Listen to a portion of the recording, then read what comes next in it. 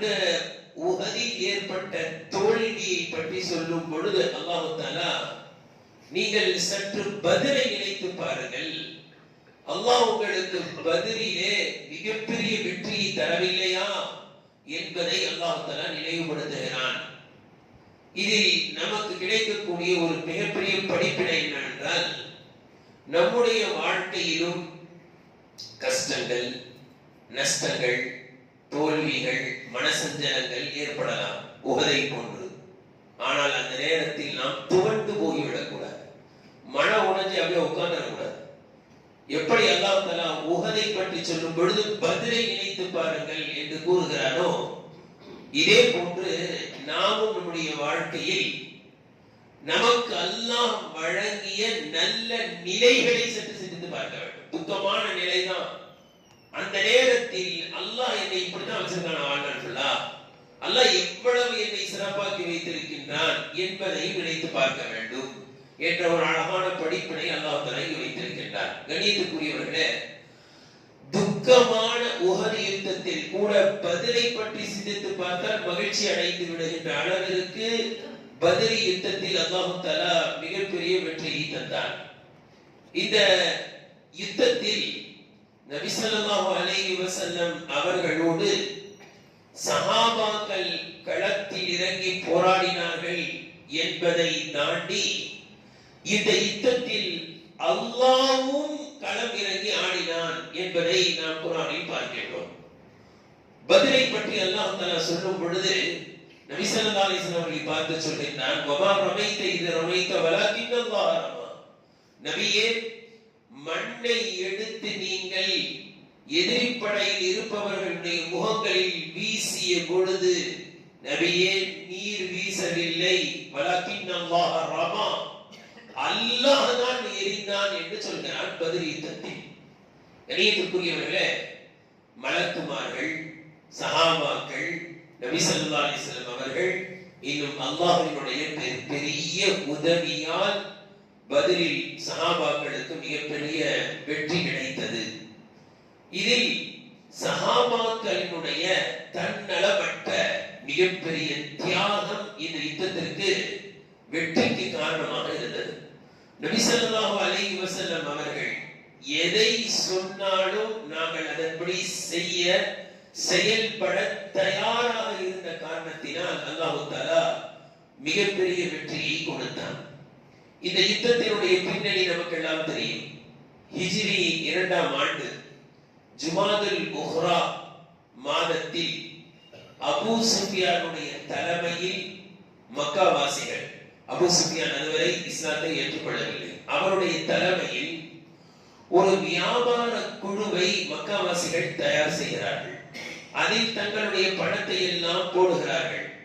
அதில் வருகின்ற லாபத்தை இங்கிருந்து மக்காவில் இருந்து சென்று மதீனாவில் சுகமாக இருக்கக்கூடிய இஸ்லாமியர்களை எதிர்ப்பதற்கு நாங்கள் செயல்படுவோம், அந்த பணத்தை நாங்கள் செலவிடுவோம் என்றெல்லாம் திட்டம் தீட்டி அபூ சுஃபியானுடைய தலைமையில் மக்காவில் இருந்து ஷாம் தேசத்தை நோக்கி அந்த வியாபார குழு செல்கிறது. நபி ஸல்லல்லாஹு அலைஹி வஸல்லம் அவர்கள் இந்த திட்டங்களை எல்லாம் கண்காணித்து செய்திகளை திரட்டி அந்த குழு ஷாமுக்கு செல்வதை விட்டே தடுப்பதற்கான முயற்சி எடுத்தார்கள். ஆனால் அந்த பயண குழு ஷாமுக்கு சென்று விட்டது. சரி, பிரச்சனை இல்லை, போயிட்டு ரிட்டர்ன் இப்படிதான் வரணும், மதீனா வழியாகத்தான் வர வேண்டும், பத்ர் களத்தை தாண்டி செல்ல வேண்டும் எதிர்பார்த்திருக்கிறார்கள் அல்லாஹ்வின் தூதர் ஸல்லல்லாஹு அலைஹி வஸல்லம் அவர்கள். எந்த அளவிற்கு அந்த பயண குழு வியாபார சரக்குகளோடு வருகிறது என்றால் 50,000 தீனார், தீனார்னா தங்க காசு, 50,000 தங்க காசிற்கு ஈடாக இருக்கக்கூடிய வியாபார சரக்குகள். எத்தனை ஒட்டகத்தில் வருகிறது என்றால் 1000 ஒட்டகத்தில் வருகிறது. 1000 ஒட்டகத்தில் உள்ள சரக்கு 50,000 தீனாருக்கு சமம் என்றால் இன்றைய கால கணக்குப்படி 225 கிலோ தங்கத்தின் எடை. தங்கம் எவ்வளவு காசோ அவ்வளவு, 225 கிலோ தங்கம், அவ்வளவு வியாபார சரக்கு வந்து இருக்கு 1000 ஒட்டகத்தில். அந்த 1000 ஒட்டகங்களை வருவதற்கு எத்தனை வீரர்கள் இருக்கிறார்கள் என்றால் வெறும் 40 நபர்கள். இதையெல்லாம் நபி ஸல்லல்லாஹு அலைஹி வஸல்லம் அவர்கள் செய்திகளாக திரட்டி சில சஹாபாக்களை, இந்த 40 நபர்களை அவருடைய பொருளாதாரத்தின் தடை விதிப்பதற்காக, பொருளாதாரத்தின் தடை விதித்தால் தான் நாம் பாதுகாப்பாக வாழ முடியும். கணியத்துக்குரியவர்களுக்கு ஒரு அழகான படிப்பினை என்னவென்றால், ஒரு சமுதாயம் எப்பொழுது பாதுகாப்பாக வாழ முடியும் என்றால், அந்த சமுதாயத்திற்கு எதிராக சுற்றிலும் பின்னக்கூடிய சூழ்ச்சி வலைகளை தெரிந்து அதை விட்டு தப்பிப்பதற்கான காரியங்களில் இறங்க வேண்டும். ரசூலுல்லாஹி ஸல்லல்லாஹு அலைஹி வஸல்லம் அவர்கள் இஸ்லாமியர்களுக்கு எதிராக தீட்டப்படுகின்ற திட்டங்கள், சரி வலைகளை தெரிந்து அதை முறியடிப்பதற்கான காரியங்களை செய்யக்கூடியவர்களாக இருந்தார்கள் என்பதை நாம் பார்க்கலாம். ஆனால் சில சமயங்களில் இந்த அளவுக்கு ஒரு தனிப்பட்ட மனிதர், தனிப்பட்ட ஒருத்தர் எப்ப பார்த்தாலும் பயம், நமக்கு எதிராக செஞ்சிருவாங்களோ, இப்படி ஒரு தனிப்பட்ட மனிதர் பயப்பட வேண்டிய அவசியம் இல்லை. 2 பேர் சேர்ந்து பேசினாலே நம்மளை பத்தி பேசுறாங்களோ என்றெல்லாம் அச்சப்பட வேண்டிய அவசியம் கிடையாது. ஆனால் ஒரு சமுதாயம், அந்த சமுதாயம் அழிக்கப்படுவதற்கு சுற்றிலும் திட்டங்கள் தீட்டப்படுகின்றது என்றால், அதை அனுமானித்து அதிலிருந்து தப்பிப்பதற்கு என்ன வழி என்பதை அந்த சமுதாயம் உணர்ந்து செயல்பட வேண்டும். அதை ரசூலுல்லாஹி ஸல்லல்லாஹு அலைஹி வஸல்லம் அவர்கள் கையில் எடுத்து சில சஹாபாக்களை ஒன்று திரட்டி கொண்டு செல்கிறார்கள்.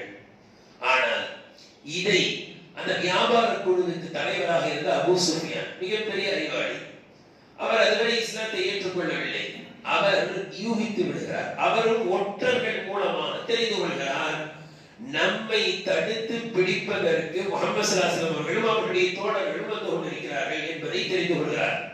எந்த அளவிற்கு தெரிந்து கொள்கிறார் என்றால், ஒரு இடத்தை வரும் பொழுது அபூ சுஃபியானே அந்த செய்தியை அறிவதற்கு அந்த குழுவினர்களை நிறுத்திவிட்டு வருகிறார்.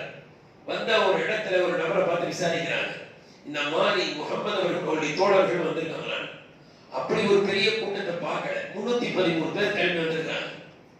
அப்படி ஒரு கூட்டத்தை நாங்க பார்க்கலாம். ஆனா 2 பேரு இந்த கிணற்றிற்கு வந்து தண்ணீர் எடுப்பதற்கு வந்தாங்க. அந்த கிணறு அங்க இருக்கு. அபூ சுஃபியான் ஓடி போறாரு. அங்க போய் அந்த கிணறை சுத்தி பார்க்கிறாரு. ஆம், 2 நபர்கள் ஒட்டகத்தில் வந்திருக்கிறார்கள். அந்த ஒட்டகம் வந்துட்டு போன தடயங்கள் எல்லாம் இருக்கிறது. அந்த ஒட்டக சாணி போடுறது, அதை பார்க்கிறார். பார்த்துட்டு கிளறார், சாணத்தை கிளறார். கிளறி அது இருக்கக்கூடிய பேரித்த கொட்டை அதை எடுத்து பார்த்துட்டு சொல்றாரு, ஆம், இது மதீனத்து பேரித்த பழம், மதீனால இருந்து வந்தவங்களுடைய ஒட்டகம் தான். எனவே மதீனாவில் இருந்து நம்மை பிடிப்பதற்கு வந்தவர்கள் நெருங்கி விட்டார்கள் என்பதை தெரிந்து அங்கிருந்து ஓடி தன்னுடைய வியாபார குழுவை ஒரேடியாக வேற ரூட்டை மாற்றி கடலோர பகுதிக்கு சென்று அப்படியே மக்காவிற்கு செல்கிறார். செல்லக்கூடிய நேரத்தில் நமக்கு மிகப்பெரிய ஆபத்து ஏற்பட்டு விட்டது என்பதை மக்காவாசிகள், அவங்களுடைய சரக்கு தானே, அவர்களுக்கு செய்தி அனுப்புவதற்காக லம்தம் இப்னு அம்ரு என்பவரை அனுப்பி வைக்கிறார், காசெல்லாம் கொடுத்து. அவர் எந்த அளவிற்கு விரைவாக சென்றார், எப்படி சென்றார் என்றால், தன்னுடைய குதிரையின் மூக்கை அறுத்துக் கொண்டு தன்னுடைய சட்டைகளை எல்லாம் கிழித்து, சட்டையெல்லாம் கிழிச்சுக்கிட்டு மக்காவுல போறார். ஏன்னா அப்பதான் என்ன செய்வாங்க, பெரிய ஆபத்து என்னமோ ஆயிடுச்சு பார்ப்பாங்க. இப்ப கூட பாக்குறோம் இல்லையா, போலீஸ் ஸ்டேஷனுக்கு ஒருத்தர் போறாருன்னு அடி வாங்குற மாதிரி சட்டையெல்லாம் கிழிச்சுட்டு போயிருப்பார். ஏன் அப்பதான் போலீஸ்காரன் என்ன செய்வான், என்னமோ நடந்திருக்குன்னு பார்ப்பான். சட்டையெல்லாம் கிழிச்சிருக்க மாட்டாங்க, அவரை கிழிச்சுக்குவார். இந்த மாதிரி வேலை எல்லாம் பண்றது. சில பேர் கையை அறுத்துட்டு போய் காப்பாங்க, பாருங்க ரத்தம் சொட்டுது. இவர் அப்படி போய் அறிவிப்பு பண்றார். இந்த அறிவிப்பு செய்வதற்கு கரெக்டா ஒரு 3 நாளைக்கு முன்பாக ரசூலுல்லாஹி ஸல்லல்லாஹு அலைஹி வஸல்லம் அவர்களுடைய சச்சா அப்பாஸ் ரலியல்லாஹு மக்கள்ல தான் இருக்காங்க, இன்னும் முஸ்லிம் அவர்களுடைய அத்தை ரசூலுல்லாஹி ஸல்லல்லாஹு அலைஹி வஸல்லம் மாமி ஆத்திகா என்பவர்கள் அவர்களும் மக்கள்ல தான் இருக்காங்க. அவங்க ஒரு கனவு பார்க்கறாங்க. என்னன்னா, ஒருத்தர் ஓடி வராரு, மக்காவுக்குள்ள வராரு, வந்து 3 முக்கியமான இடங்கள்ல நின்று அறிவிப்பு செய்யறார். யுத்தம் யுத்தம் யுத்தம் அறிவிப்பு செய்யறார். அறிவிப்பு செஞ்சுட்டு போகும்போது ஒரு பெரிய பாறாங்களை எடுத்து மக்காவின் மீது வீசுகிறார். அந்த சுக்குநூறாக ஆகி ஒவ்வொரு வீட்டை போய் செய்த அந்த பாறாங்கள் தாக்குகிறது. இப்படி ஒரு கனவு. இந்த கனவை வந்து யார்கிட்ட சொல்றாங்கன்னா, தன்னுடைய உடன் பிறந்த சகோதரர் அப்பாஸ் ரலியல்லாஹு முஸ்லிமான அவங்க கிட்ட சொல்றாங்க. சொல்லிட்டு 2 பேரும் என்ன பேசுகிறாங்கன்னா, இது ஒரு பயங்கரமான கனவா தான் இருக்கு, இது மக்காவின் மீது மக்காவில் உள்ளவர்களுக்கு மிகப்பெரிய ஆபத்தை ஏற்படுத்தக்கூடிய ஒரு யுத்த அறிவிப்பாக தெரிகிறது,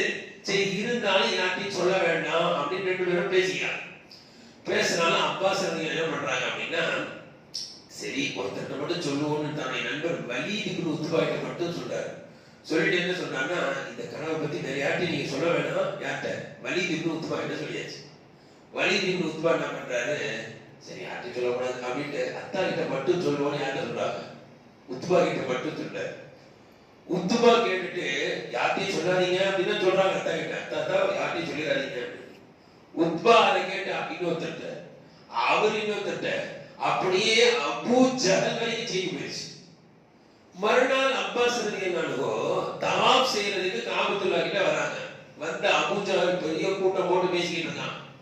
இந்த மாதிரி பனு ஹாஷிம் கிளையினர், யார் ரசூலுல்லாஹ்வுடைய வம்சம், அவங்க கனவு பார்த்தது, இவங்க இப்படி கனவு பார்த்துருக்காங்க அப்படின்னு பேசிக்கிட்டு இருக்கும் போது அப்பாஸ் வராங்க. வந்த உடனே இங்க வாங்க, உங்ககிட்ட ஒரு விசாரிக்கணும்னு கூப்பிடுறாங்க. அப்பாஸ் தவாப் செஞ்சுட்டு வந்தாரு. தவாஃப் முடிச்சுட்டு வாங்க பேசணும் அப்படின்னு. தவாஃப் முடிச்சுட்டு போய் நிற்கிறாங்க. என்ன கனவு என்ன கனவு? கனவா என்ன ஒண்ணு தெரியல அப்படின்றாங்க. இன்னும் உங்க சகோதரி கனவு பார்த்தாங்களாமே அப்படின்னு. சகோதரி கனவு பார்த்தாங்களா? ஏன்னா செய்தி இவ்வளவு தூரம் போயிருக்கும்ன்றது அவங்க நினைச்சுப்பாங்க அப்படின்னு. அதான் ஆத்திகா கனவு பார்த்திருக்காங்களாமே, என்னமோ மக்காவின் மீது படையெடுத்து வர மாதிரி இத்தனை அறிவுலாம் செய்யற மாதிரி அப்படின்னு சொல்லிட்டு அபூ ஜஹல் எந்த அளவிற்கு பேசினான் என்றால், அந்த வம்சத்துல தான் ரசூலுல்லாஹி ஸல்லல்லாஹு அலைஹி வஸல்லம் நபின்னு சொல்லியிருக்காங்க. அபூ ஜஹல் சொல்றான், ஆம்பளைங்க தான் நபின்னு சொல்றாங்கன்னு பார்த்தா பொம்பளைங்களாம் கூட நபி மாதிரி பேச ஆரம்பிச்சிட்டாங்கன்றா. சொல்லிட்டு சொல்றான், 3 நாள் எதிர்பார்ப்போம், இந்த மாதிரி ஏதாவது அறிவிப்பு வரலைன்னா உங்க குடும்பமே பொய் சொல்லக்கூடிய குடும்பம் எழுதி போட்டு வேண்டாம். இந்த மாதிரி எல்லாம் பேசினான். இது அந்த பெண்களுடைய காதையெல்லாம் போச்சு. போனோடனே அப்பாஸ் ரலியல்லாஹு வந்து திட்டுறாங்க, அபூ ஜஹல் இவ்வளவு பேசுறது வரைக்கும் கேட்டுட்டு இருந்தீங்களா, ஏதாவது பதில் சொல்ல வேண்டியதானே அப்படின்லாம் பேசுறாங்க. கரெக்டா 3 நாளைக்கு பிறகுதான் அறிவிப்பு வருது, யுத்தம். கணியத்துக்குரியவர்களே, உடனே அபூ ஜஹல் 1300 நபர்களை திரட்டி கொண்டு பெரும் ஆயுதங்கள் எல்லாம் எடுத்துக்கொண்டு மிகப்பெரிய ஒரு படையை தயார் செய்து விட்டார். எந்த அளவுக்கு பெரிய படை என்றால் 200 குதிரைகள், 700 ஒட்டகங்கள், 600 கவச உடைகள், பாதுகாப்பு உடைகள், இப்படி பக்கபலமாக அந்த படை புறப்பட்டு செல்கிறது. இங்க பாத்தீங்கன்னா நீங்க ஈஸியா விளையலாம். இங்க 200 குதிரை, முஸ்லீம்கிட்ட எத்தனை தெரியுங்களா? 200 உள்ள 2 சைபர் எடுத்துங்க. இங்க 2 குதிரை, இங்க 700 ஓட்டம், அதுல உள்ள 1 சைபர் எடுத்துங்க. 70 ஓட்டம் தான் இங்க. இங்க 600 கவசம், அதுல 2 சைபர் எடுத்துங்க. 6 கவசம் தான் இங்க. இவ்வளவுதான். கணியத்துக்குரியவர்களே, இப்படிப்பட்ட ஒரு பலகீனமான படை எங்க நிற்கிறது? பதில் களத்தை நெருங்கி நிற்கிறது. காரணம் என்னன்னா, 1300 நபர்களை எதிர்கொள்வோம் என்று யார் எதிர்பார்க்கல? அல்லாஹ்வின் தூதர் ஸல்லல்லாஹு அலைஹி வஸல்லம் எதிர்பார்க்கல, சஹாபாக்கள் எதிர்பார்க்கல. அவர்கள் எதிர்நோக்கி சென்றது அந்த வியாபார குழுவை தடுத்து நிறுத்தணும். இது போயிருச்சுன்னா நமக்கு பெரிய ஆபத்து என்பதனாலதான். இப்ப செய்தி ரசூலுல்லாஹி ஸல்லல்லாஹு அலைஹி வஸல்லம் வருது, அபூ ஜஹலுடைய தலைமையில் இப்படிப்பட்ட ஒரு பெரிய படையை நாம் எதிர்கொள்ள வேண்டிய சூழ்நிலைக்கு தள்ளப்பட்டுள்ளோம். உடனே சஹாபாக்களிடத்தில் ஆலோசனை செய்கிறார்கள். நபி ஸல்லல்லாஹு அலைஹி வஸல்லம் அவர்கள் எப்பொழுதும் ஆலோசனை செய்யக்கூடியவர்களாக இருந்தார்கள். ஆலோசனை கேட்கும்போது நீண்ட சம்பவத்தை சுருக்கி சொல்கின்றேன். முதல்ல எழுந்து அபூபக்கர் சித்தீக் ரலியல்லாஹு அன்ஹு பேசுகிறார்கள். மிக அழகாக பேசுகிறார்கள். அல்லாஹ்வின் தூதர் அவர்களே, நீங்கள் எதை சொன்னாலும் செய்ய தயார். கொஞ்சம் சிந்திச்சு பாருங்க. நாமெல்லாம் அந்த நேரத்தில் பிறக்கல, அல்லாஹ் நல்லதாக்கி வச்சான். அல்லாஹ் பாதுகாக்கணும். ஏதாவது ஒரு தலைவரை நம்பி இது மாதிரி போய் நம்ம 40 பேர் தான் அவங்களதான் எதிர்கொள்ளணும் அப்படின்னு கூப்பிட்டு போய் 1300 பேரை எதிர்கொள்ளணும்னா என்ன செய்வோம்? என்னெல்லாம் புலம்பிருப்போம். இந்த மனுஷனை நம்பி வந்தா இப்படிதான் நம்மளை பண்ணுவாரு, இந்த ஆளை நம்பிலாம் நிற்க கூடாது, கிளம்பி போயிருப்போம். ஆனால் சஹாபாக்களுடைய ஈமானுடைய பலம். உடனே உமர்கள் எழுதி பேசுறாங்க. அடுத்து மிக்தாத் ரலியல்லாஹு அன்ஹு, மிக்தாத் இப்னு அம்ர் ரலியல்லாஹு எழுதி பேசுகிறார்கள். அல்லாஹ்வின் தூதர் ஸல்லல்லாஹு அலைஹி வஸல்லம் அவர்கள், ஏன் தயங்குகிறீர்கள்? எங்களை என்ன நினைத்துக் கொண்டீர்கள்?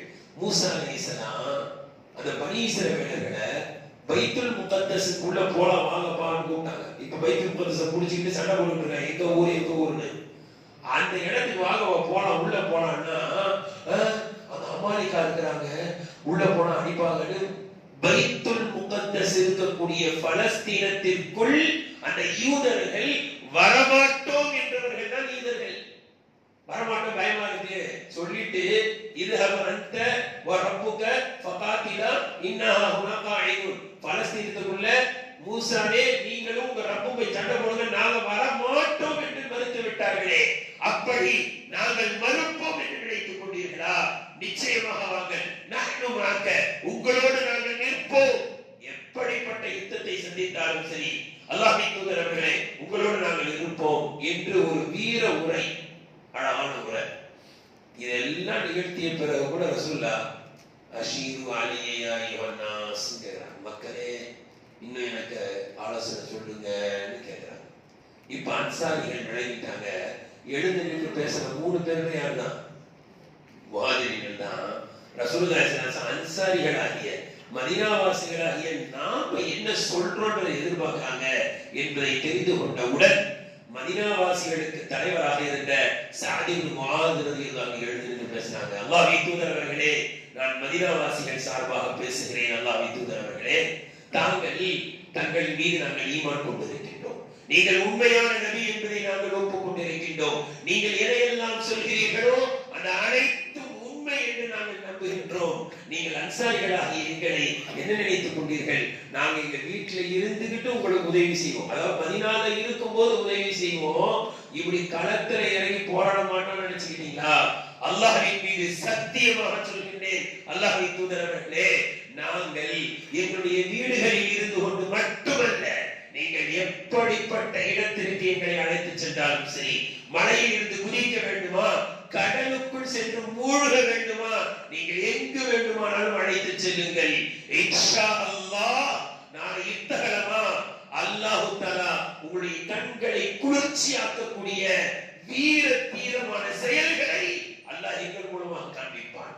இன்னா சுபுருன் பில் ஹர்பி, நாளை நீங்கள் பார்ப்பீர்கள் நாங்கள் யுத்த களத்திலே பொறுமையாக நிற்போம்.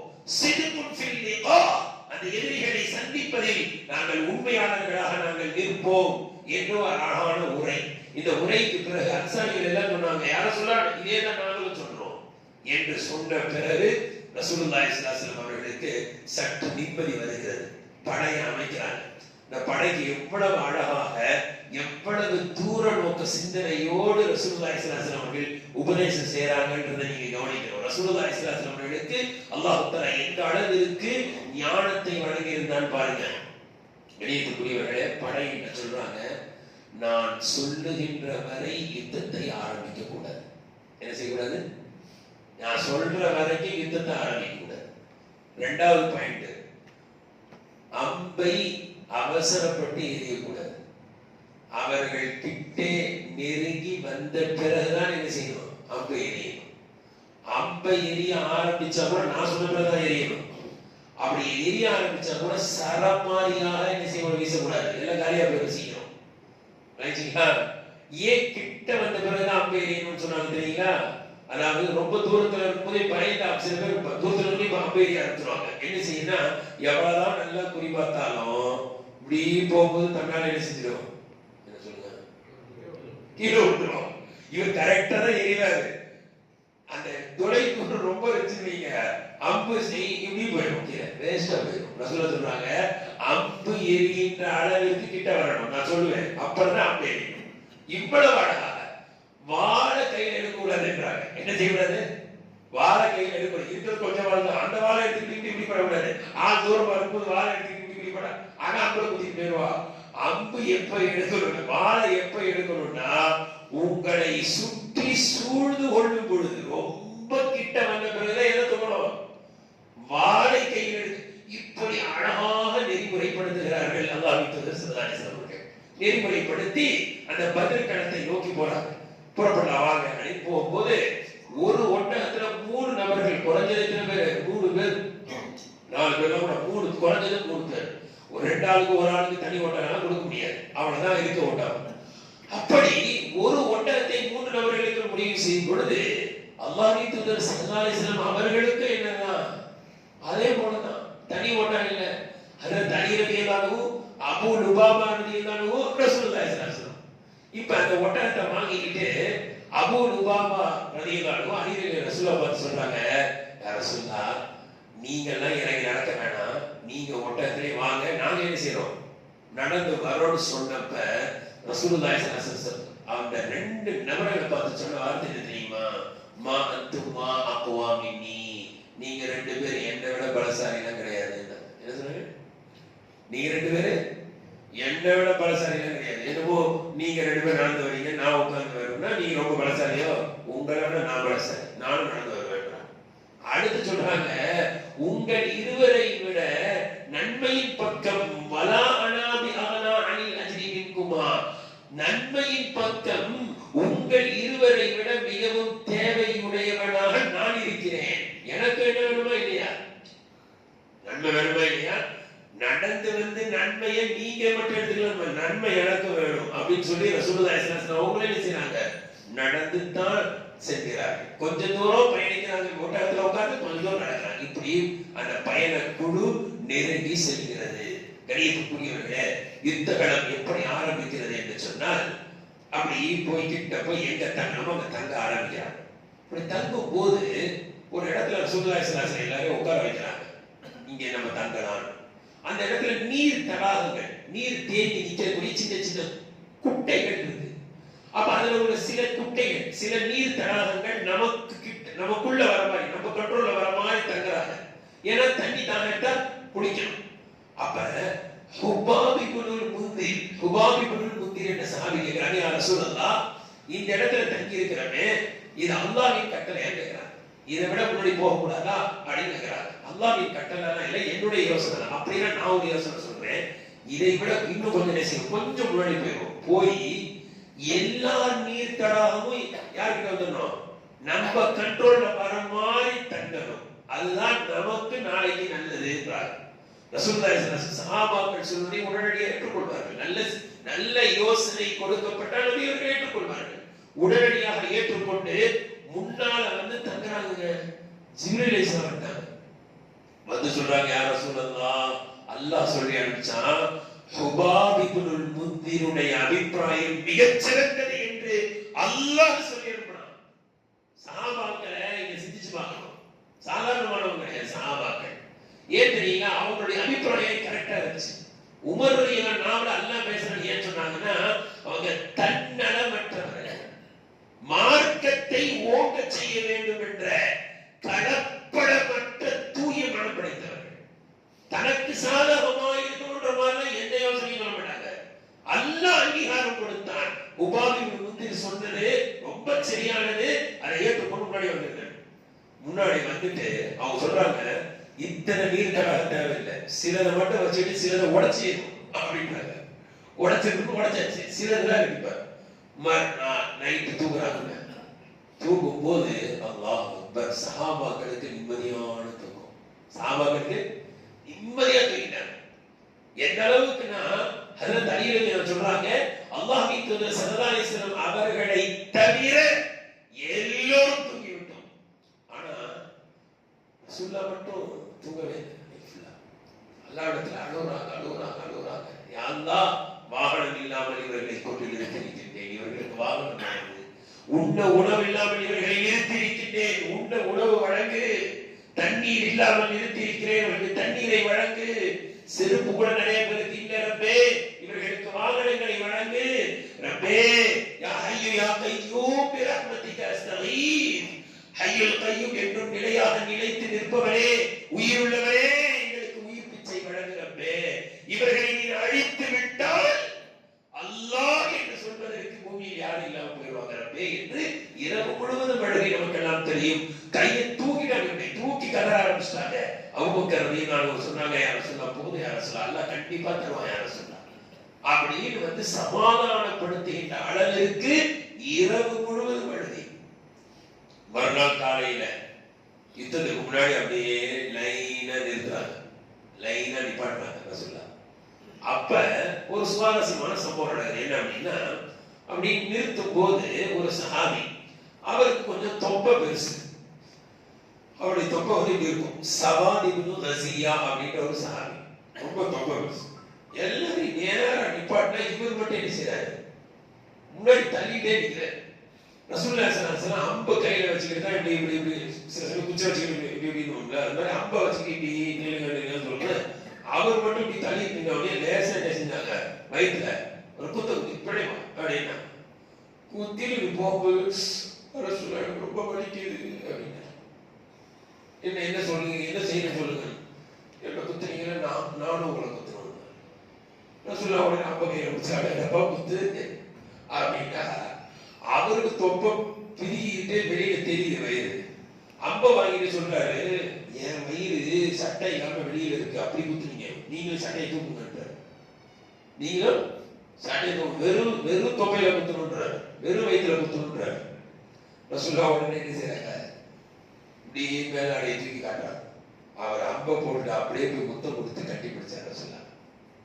அப்புறம் சொல்லுகிறாங்க, ஏன் நீ மாதிரி செய்கிறீர்கள், ஏன் இப்படி செஞ்சீங்கன்னு கேட்கிறாங்க. அப்ப சொல்றாரு, யார சொல்லலாம் பாக்குறீங்கல்ல, என்ன நிலம் பாக்குறீங்கல்ல, திருப்பி வீட்டுக்கு போவான்னு தெரியாது. யார சொல்ல, கடைசி உங்களுடைய மேனியோடு என்னுடைய மேனியை இணைத்துக் கொள்ள வேண்டும் என்று ஆசைப்பட்டேன்னு சொல்றாரு. இப்படி ரசூலுல்லாஹி ஸல்லல்லாஹு அலைஹி வஸல்லம் அவர்கள் அணிகளை சீர் செய்து யுத்த களத்துக்கு நிப்பாட்டியாச்சு. நிப்பாட்டினா அங்கிருந்து ஒரு 3 ரவுடிகள் 3 அரக்கர்கள் இறங்குறாங்க. ஒரே குடும்பத்தை சேர்ந்த உத்பா இப்னு ரபிஆ, ஷைபா இப்னு ரபிஆ, வலீத் இப்னு உத்பா 3 பேர் இறங்கி நிற்கிறாங்க. இறங்கி நின்று சார் கேட்கிறாங்க, என்ன கேட்கிறாங்க தெரியுங்களா? இதுக்கு முன்னாடி வந்து ஒரு சம்பவம் நடந்துச்சு. என்ன அப்படின்னா, அஸ்வத் இப்னு அப்துல் அஸத் அவன் சொன்னான், அவன் தான் முதல்ல சண்டையை மூன்றான். சண்டை ஆரம்பிக்குது என்னன்னா, நீர் தடாகம் எங்க இருக்கு, இங்க இருக்கு. இதுல பெரிய விஷயம் என்னன்னா, கவனிக்க வேண்டிய விஷயம், மழை பெஞ்சுது. இது ஒண்ணு. ரெண்டாவது சஹாபாக்கள் நல்லா தூங்கிட்டாங்க. ஏற்கனவே ஒரு 4-5 நாள் முன்னாடி கூட சொல்லியிருந்தோம். இரவு ஃபுல்லா சஹாபாக்கள் நல்லா தூங்குனதுனால மறுநாள் எப்படி நிக்கிறாங்க, ஃப்ரெஷ்ஷா நிக்கிறாங்க. அந்த பக்கம் பாத்தீங்கன்னா 1300 பேர்ல 300 பேர் இடையே போயிட்டாங்க. ஏன் போயிட்டாங்கன்னா, அபூ சுஃபியான் வந்து தகவல் அனுப்பிச்சார், நான் தப்பிச்சு வந்துட்டேன், நீங்க வர தேவையில்லைன்னு. இருந்தாலும் அபூ சுஃபியான் என்ன சொன்னான், அபூ ஜஹல் என்ன சொன்னான் அப்படின்னா, இல்ல முன்னெடுத்து வச்ச காலை பின்னால என்ன சாவ போறான், என்ன செய்வான், பின்ன முன்னடிச்ச காலை பின்னாடி வைக்க மாட்டேன், அங்க போவேன், பதில தங்குவேன், 3 நாள் இருப்பேன், ஒட்டகங்களை அறுப்பேன், விருந்து போடுவேன், சாராயம் குடிப்பேன், பாட்டு பாடக்கூடிய அழகிகள் எல்லாம் கூட்டு போறேன், அவங்களாம் பாட்டு பாடுவாங்க, டான்ஸ் ஆடுவோம், கும்பாலம் அடிச்சுட்டு தான் வருவேன். நான் சாவ போறவங்க போனா இந்த அபூ சுஃபியானோட கடிதம் வந்த உடனே அஹ்னஸ் இப்னு ஷுரைக் பனு ஸஹரா என்ற தன்னுடைய கோத்திரம் 300 பேரை கூப்பிட்டு என்ன செஞ்சாரு, அதான் அபூ சுஃபியானே வேணாம்னு சொல்லிட்டாருல அப்படின்னு கூப்பிட்டு 300 பேரை கூப்பிட்டு போயிட்டாங்க. பதில்ல யாருக்கு வெற்றி கிடைச்சிச்சு, முஸ்லிம்களுக்கு வெற்றி கிடைச்சு. போன எல்லா தலைவரும் க்ளோஸ். ரசூலுல்லாஹி ஸல்லல்லாஹு அலைஹி வஸல்லம் ஒற்றர்கள் மூலமாக செய்தியை கேட்டு தெரிஞ்சுக்கும் போது அந்த மக்கள் வந்து யாரெல்லாம் வந்திருக்கான்னு கேட்கிறாங்க. எல்லாம் பெரும் தலைவர்கள் பேரா சொன்னோடனே ரசூலுல்லாஹி சொல்றாங்க, மக்கா இப்பொழுது தன்னுடைய ஈரப்படையை கக்கி இருக்கிறது. ஒத்த காரி ஈரப்பட சொல்ல காரி பதிலே. அப்ப இதெல்லாம் தெரிந்து கொண்டார்கள் ரசூலுல்லாஹி ஸல்லல்லாஹு அலைஹி வஸல்லம். கணியத்துக்குரியவர்களே, அப்ப அந்த நீர் தடாகத்துல இங்க இருக்கா இல்லையா, அந்த அஸ்வத் இப்னு அப்துல் அஸத் என்ன பண்றான்னா, தண்ணியை நான் குடிப்பேன், சஹாபாக்கள் இந்த பக்கம் வந்து பாருன்றார். அல்லாஹ்வே சத்தியமாக நான் அங்க இருக்கக்கூடிய நீர் தடாகத்துல தண்ணி குடிக்காம வர மாட்டேன்னு வந்தான். கபடி விளையாடுற மாதிரி தோட்டுட்டு போறோம்ல, வந்தவன் நீ வந்து பாரு. அவன் தைரியமா வந்தான். ஹம்சா ரலியல்லாஹு காலே போட்டாங்க, கால் துண்டா போயிடுச்சு. இருந்தாலும் சபதம் எடுத்தாங்க இல்லையா, அப்படியே தேய்ச்சிக்கிட்டே போய் நீர் தடாகத்துக்குள்ள தொப்பு உழுந்தான். அங்க வச்சே காய்வானா. இதுதான் முதல் யுத்தத்தின் துவக்கம். இதுக்கு பிறகுதான் அந்த 3 பேர் இறங்கி கேட்கிறாங்க. என்ன கேட்கிறாங்க, ஒண்டி கொண்டி யார் வருவா, தனியா யார் போதுவா, புரியும். உடனே அன்சாரி சஹாபாக்கள் 3 பேர், அவுஃப் இப்னு ஹாரிஸ், முஅப்பத் இப்னு ஹாரிஸ், அப்துல்லாஹ் இப்னு ரவாஹா குதிச்சு வராங்க. வாட ஒண்டி கொண்டி யார் வா அப்படின்னு. உடனே உங்களுக்கு எங்களுக்கு பிரச்சனை கிடையாது, நீங்க போயிருங்க, நீங்களாம் அன்சாரிகள், மதீனா வாசிங்க, எங்களுக்கும் மக்கால வந்தாங்க, அவங்களாம் பிரச்சனை, எங்க சொந்தக்காரன் அனுப்பு அப்படின்னோடனே சுப்ஹானல்லாஹ் அலி ரலியல்லாஹு குதிக்கிறாங்க, ஹம்சா ரலியல்லாஹு குதிக்கிறாங்க, உபைத் இப்னு ஹாரிஸ் ரலியல்லாஹு குதிக்கிறாங்க. ஹம்சா ரலியல்லாஹு ஷைபாவோட, அலி ரலியல்லாஹு வலீத் இப்னு முகீராவோ உத்பாவோட மோதி கொஞ்சம் கூட அவகாசம் கொடுக்கல. கொஞ்ச நேரத்திலே க்ளோஸ். 2 பேர் யாரு, பெரிய வீரர்கள். உத்பா என்பவர் மட்டும் உபைத் இப்னு ஹாரிஸ் காலை வெட்டினாங்க. இத பார்த்த உடனே ஹம்சா அலி யார் மேல பாருங்க, உத்பா மேல பாருங்க. உத்பாவே என்ன செஞ்சாங்க, முடிஞ்சு. பெரிய வீரர்கள் 3 பேர் க்ளோஸ். இத பார்த்த உடனே சுராகா அப்படின்றவருடைய உருவத்துல இப்லீஸ் நிக்கிறான். பார்த்தா ஜிப்ரீல் அலைஹிஸ்ஸலாத்தை பார்க்கறான். மலக்குமார்கள் கண்ணை தெரிஞ்ச உடனே நைஸ்கா எஸ்கேப் ஆகிறான். நம்பர் தான் அப்படி போட்டுருவாங்க. அது என்ன சொன்னியா அல்லாஹ், நீ என்ன சொல்லியிருக்க, கியாமத் நாளையே நான் உசுரோட வச்சிருப்பேன்னு இருக்க. இப்ப நான் மனுஷ உருவத்துல வந்துட்டேன், இங்க நின்னா என்னையும் போட்டுருவாங்க, என்னை காப்பாத்துவாங்க. அவன் கையில ஒரு பிடிச்சிருந்த சுறாத்தால உடல் இந்த சுறாத்தா திடீர்னு ஓடுறீங்க அப்படின்னு அவன் பார்த்தா இவன் கையில பிடிச்சிட்டு இருக்கான்னு நெஞ்சில குத்தி ஓடிட்டான். இப்ப 3 பேர் காலி. சுறாக்கா எஸ்கேப் ஆகிறத பார்த்த உடனே கொஞ்சம் இந்த எதிரி படை சலசலப்பு ஏற்பட்டு உடனே அபூ ஜஹல் அப்படியே வந்து பயப்படாதீங்க, அந்த 3 பேர் கொஞ்சம் அவசரப்பட்டாங்க, அந்த மாதிரிலாம் ஆயிடாது, பொறுமையா இருங்க, வெற்றி நமக்கு தான் அப்படின்னு சொல்லிட்டு இப்படி வரும்போது சுப்ஹானல்லாஹ் அப்துல் ரஹ்மான் இப்னு அவுஃப் ரலியல்லாஹு சொல்றாங்க, யுத்தகளம் என் பக்கத்துல 2 பேரையும் பார்த்தா சின்ன பசங்க நிக்கிறாங்க. நான் யோசிச்சேன், கொஞ்சம் பெரிய ஆளுங்களா இருந்தா நமக்கு கொஞ்சம் ஹெல்ப்பா இருக்குமே யோசிச்சுக்கிட்டு இருந்தப்ப அந்த சின்ன பையன் சச்சா அபூ ஜஹல் தெரியுமா இருந்தது. யூட்டுக்காடு இருந்துகிட்டு அபூ ஜஹலையா, என்னடா இது, நான் ஏன்பா நீ அபூ ஜஹலை கேட்கிறேன். அவன் ரசூலுல்லாஹி ஸல்லல்லாஹு அலைஹி வஸல்லம் திட்டுறான்னு கேள்விப்பட்டேன். இன்னைக்கு இல்ல, இன்னைக்கு நான் அவனை பார்த்தேன். இன் ரஅய்துஹு லா யுஃபாரிகு சவாதி சவாதஹு ஹத்தா யமூத அஜல் மின்னா. இன்னைக்கு அவனை நான் யுத்தகளத்தில் சந்தித்தால் எங்கள் இருவரில் முதலாமவனாக யார் மரணிக்க வேண்டும் என்று அல்லாஹ் விதித்தானோ அந்த 2 பேர்ல யாரோ ஒருத்தர் அவன் மூத்தா போகணும், இல்லை நான் மூத்தா போகணும். அவனை சந்தித்தால் அவனை உயிரோட விட மாட்டேன், இல்ல நான் மூத்த மாட்டேன் சொல்லி முடிக்கிறார். இவரு சச்சா அபூஜா அப்படியே பேசுறாரு. சொல்லிட்டே இருக்கு அபூஜா இப்படி வந்தான். இவர் தான் அபூஜா. 2 பேரும் ராஜாரி பறவை பெரிய கழுகு என்ன செய்ய அப்படியே பாதிப்பே இருக்கும். இறைய பார்த்துச்சு நீங்க சல்லுன்னு இறங்கி திருப்பி போயிடும். அந்த மாதிரி 2 பேரும் சல்லுன்னு பாஞ்சு போனாங்க. அபூஜாவுடைய குதிரையின் காலை ஒருத்தர் விட்டாரு, அபூஜாவுடைய காலை ஒருத்தர் விட்டார். அதுக்கடுத்து அப்துல்லாஹ் இப்னு மஸ்ஊத் தலையை வெட்டி தூக்கி விட்டாங்க. தூக்கி வரும்போது எப்படி வந்தாங்கன்னா அபூஜாவுடைய காதுல வாழை விட்டு இப்படி சுத்திட்டே வந்தாங்க. இதுக்கு வரலாற்று எழுதுவாங்க, ஏன் காதுல விட்டாங்கன்னா இந்த அபூ ஜஹல் ஒரு நாள் அப்துல்லாஹ் இப்னு மஸ்ஊத் காதுல அடிச்சுட்டான். காதுல வெட்டிட்டு வந்தான். கணியத்துக்குரியவர்களை மிகப்பெரிய வெற்றி அல்லாஹ் தஆலா தந்தான். எந்த அளவிற்கு வெற்றி, அவர்களுக்கு எந்த அளவிற்கு தோல்வி என்றால் சின்ன அபிமானமாய் சிதறி ஓடுகிறார்கள். இத மக்கா தோல்வி மக்கா அறிகிறது, வெற்றி மதீனா அறிகிறது. மதீனாவாசிகள் எல்லாம் மதீனா விட்டு வெளியில வந்து சஹாபாக்களை வரவேற்கிறார்கள். மக்காவுல பாத்தீங்கன்னா அல்லாஹு அக்பர், எல்லாரும் என்ன ஆர்டர் போட்டிருந்தாங்கன்னா துக்கம் தாங்க முடியல, அழுதா நமக்கு கஷ்டம். சில சமயம் அடி வாங்கிட்டு அடி உலாத மாதிரி இருப்பாங்க. கட்டணமான பிரச்சனை, யாரும் அழக்கூடாது அப்படின்னு ஆர்டர் போட்டு வச்சிருக்காங்க. ஒருத்தர் தம் பிள்ளைகள்லாம் இழந்துட்டு அழாம உட்காந்துருக்கிறாரு. கஷ்டம் கூறல் வெளியில காட்ட முடியல. ஒரு நாள் இரவு சத்தம், ஒரு பொம்பளை அழுகுற சத்தம். உடனே வீட்டை விட்டு வெளியில வந்து கேட்கிறாரு, அந்த பிள்ளைய அழுகுது. ஆனா ஒட்டக செத்து போச்சு, அதனால அழுகு. ஒட்டக செத்ததுக்கு அழுவலாம், என் புள்ள செத்து போயிட்டா அழுவ கூடாதுன்னு அழ ஆரம்பிச்சிட்டாரு சட்டப்பட்டு. இப்படிப்பட்ட ஒரு மிக மோசமான தோல்வி அல்லாஹ் அவர்களுக்கு கொடுத்தான். இதற்கெல்லாம் காரணம் என்னவென்றால் சஹாபாக்களை அசைக்க முடியாத ஈமான். அல்லாஹ்வும் அல்லாஹ்வுடைய தூதர் எதை சொன்னாலும் அதற்கு நாங்கள் தயார். எப்படிப்பட்ட இடத்தை சந்தித்தாலும் சரி, இந்த இடத்திற்கே கொண்டு போய் நிறுத்தினாலும் சரி, கையில ஆயுதம் இல்லாட்டியும் பரவாயில்ல, அல்லாஹ்வும் அல்லாஹ்வுடைய தூதரும் சொல்லிவிட்டால் நாங்கள் எதையும் கொடுக்க தயார். என்னுடைய பொருள் மட்டுமல்ல, என்னுடைய உயிரையும் கொடுக்க தயார். அதனால எவ்வளவு நஷ்டம் ஏற்பட்டாலும் சரி நாங்கள் தாங்கிக் கொள்வோம் என்ற அசைக்க முடியாத நம்பிக்கை, அல்லாஹ்வுடைய உதவியை பார்த்தார்கள். இன்றும் நாமும் இதே முடிவிற்கு வந்தால், அல்லாஹ்வுடைய ரசூல் சொல்லிட்டாங்களா, எனக்கு பிசினஸ்ல எவ்வளவு லாஸ் ஆகும் பரவாயில்ல, அது ஹராமா நான் போக மாட்டேன், இந்த முடிவுக்கு வந்துட்டா அல்லாஹ்வினுடைய உதவியை இன்ஷா அல்லாஹ் இன்றளவிலும் நாம் பார்க்கலாம். அல்லாஹ் தஆலாவுடைய உதவியை நேரடியாக காணக்கூடிய நல்ல தௌஃபீக்கை, சஹாபாக்களுக்கு பதிலில் கிடைத்த வெற்றியை போன்று நமக்கும் வெற்றி கிடைக்கக்கூடிய தௌஃபீக்கை அல்லாஹ் தஆலா நம் அனைவருக்கும் வழங்குவானாக.